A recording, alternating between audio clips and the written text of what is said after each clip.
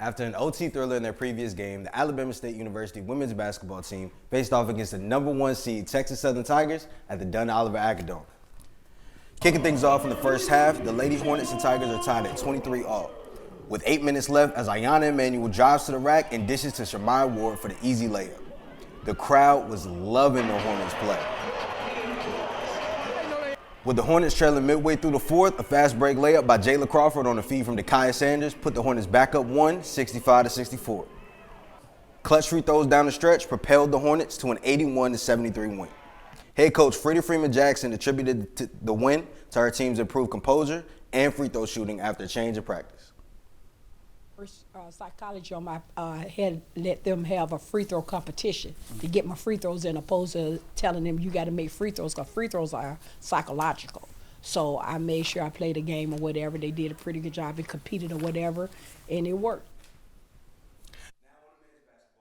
Hosting the Texas Southern Tigers. Eric Coleman gets the ball at the top of the key off the dish from TJ Madlock and finds Big J.O. Jordan O'Neal for a nice turnaround hook shot to put the score at 20-19 in the Tigers' favor. O'Neal filled the stat sheet with 8 points, 11 boards, and 5 blocks. The mighty Marching Hornets and the Stingettes had the arena jumping. Madlock zooms past his defender, splits the D down the middle, and hits a tough layup to try and get the Hornets back in the game, but they come up short in a 71-65 loss. Madlock finished with the team high 15 points, 5 rebounds, 4 assists, and 3 steals. Get to some game coverage. The Lady Hornets faced off against the Bethune-Cookman Wildcats in an overtime thriller. In a triple overtime thriller. The Hornets forced an early turnover in the first quarter. Ayanna Emanuel scoops up the ball. Samaya Steele running on the wing. Emanuel to steal for the layup. Easy.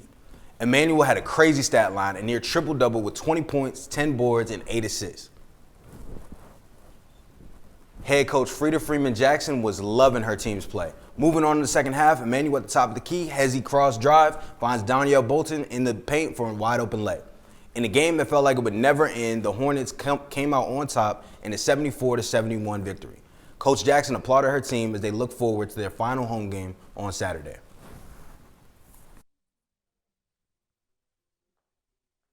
We got Alabama in there. We got to get some rest, and we just have to be ready for practice on Wednesday. So we want to enjoy this win. It was a tough one, and hopefully we won't have to go on another trip overtime no time soon. Okay, thank you, Coach. I appreciate it. Congratulations. On to the second game of our doubleheader. The men's basketball team hosted the BCU Wildcats. Let's get started in the first half with Alex Anderson battling in the post before the kick out to TJ Madlock at the top of the key for the silky smooth 3, on his way to 19-6. Speaking of Madlock, he gets the pick by Eric Coleman at the top of the key, drives and finds Jordan O'Neal, who rises up for the big slam over several Wildcat defenders. The dunk had the crowd going crazy. Dwayne Posey tells J.O., anything you can do, I can do better, gets the ball on the block, spin, dunk, runs back on defense. Despite several highlight plays, the Hornets fell 70-65 to the Wildcats for their third consecutive loss. Let's finish it off with some softball. The Lady Hornets matched up against the Georgia State Panthers in an extra inning thriller at the Barbara Williams softball complex. Top of the 7th, Bailey Greenlee with the pitch. Ball goes up, looks like it could be something. Kendall DeRemer says, nah, I got this. She didn't stop there. The showwoman herself has something special for the crowd for her celebration. Gives a bow to the crowd and shows off some dance moves and gets the crowd hyped. Speaking of hype, the football team came out to support and had the game jumping. Another pitch by Greenlee is hit. Looks to be your standard foul ball, but then Madison Britt comes out of nowhere to make a great play on the edge of the Panthers dugout. Despite getting a 2-0 lead, a late Panther run at the top of the 8th sealed the deal for the Hornets' 3-2 loss in what head coach Todd Bradley called a tough break in the game of softball. I think it was a tough one, just from the aspect of we battled, we were right there, and, we just came up to run short. So that's just part of softball. That's college softball right there, is keep battling. One break here, one break there. That's going to make the difference between either team. The Lady Hornets finished second in the conference behind Southern University with 18 wins and 10 losses on the season. Several bowlers on the team also received regular season honors. Senior Imani Davis has one goal in mind going into the tournament, going back to back. I'm definitely excited. We're very, ready to hit the road and, bring the ring back home. We just want to go back to back. The chemistry is the same, and I think we're just ready. The Hornets will be led by decorated head coach Andrew Chapman, who preaches the importance of execution ahead of the tournament. The message to the team is to execute, to give everything that you got, focus on your execution and not the result.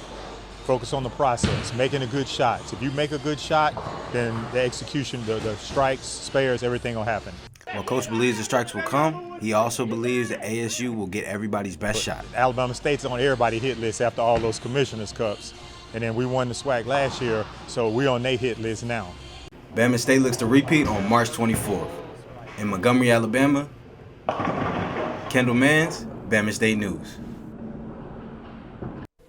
Memphis Grizzlies star John Morant is apologizing to his fans and the team after he posted a video on social media that appears to show him holding a gun while at a nightclub early Saturday morning.